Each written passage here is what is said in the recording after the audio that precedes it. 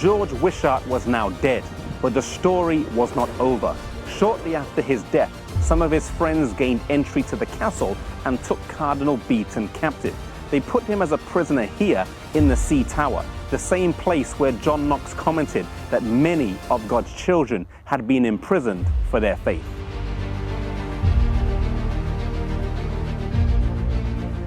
Some of Cardinal Beaton's friends then tried to dig a tunnel under the wall, which can be seen to this day, but they were unsuccessful. Cardinal Beaton was then killed and hung out the window of this tower while they had the first Protestant church service in Scotland here in St. Andrew's Castle. Not everything the Reformers did in the past is to be imitated or was right. Ultimately, we have to look to Jesus as our example in all things.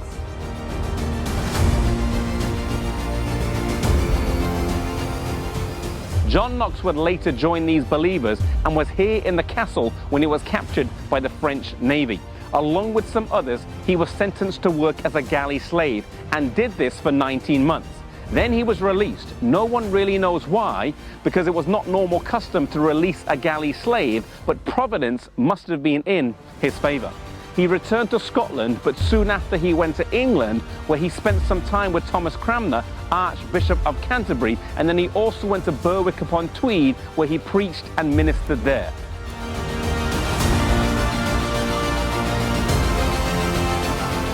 Soon after Mary, a staunch Catholic, came to the throne in 1553, he left Britain and went to Europe, where he settled for several years in Switzerland.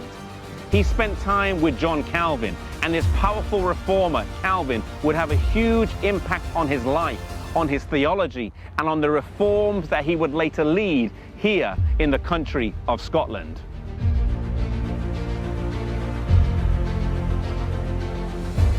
In 1559, he returned here to Scotland, this time for good, and took over as the minister here in St. Giles Cathedral, becoming its first Protestant minister. Whilst here, they abolished the Mass and repudiated papal jurisdiction.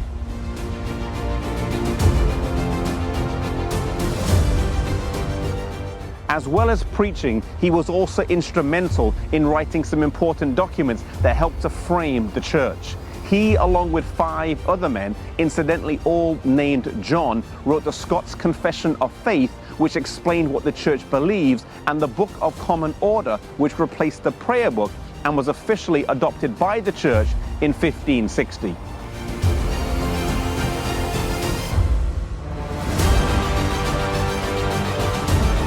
Despite the fact that he traveled extensively throughout his life to different parts of Britain and Europe, he always maintained a deep passion for Scotland, famously saying once, "Give me Scotland or I die." He always kept in his mind his home country, a place that had been laid upon his heart. I remember once as a young minister being told, "Your calling is where your burden lies." Maybe today you find yourself in a place, a town or a country that's not the exact place that the Lord has called you to minister. Stay faithful to Him. Work where you are and pray that the Lord would open doors to minister where your burden truly lies. For John Knox, that was Scotland, his homeland. For you, it may not be your hometown or your home country, but it may be a far-off foreign mission land. Wherever it is, be faithful to God and follow as He leads.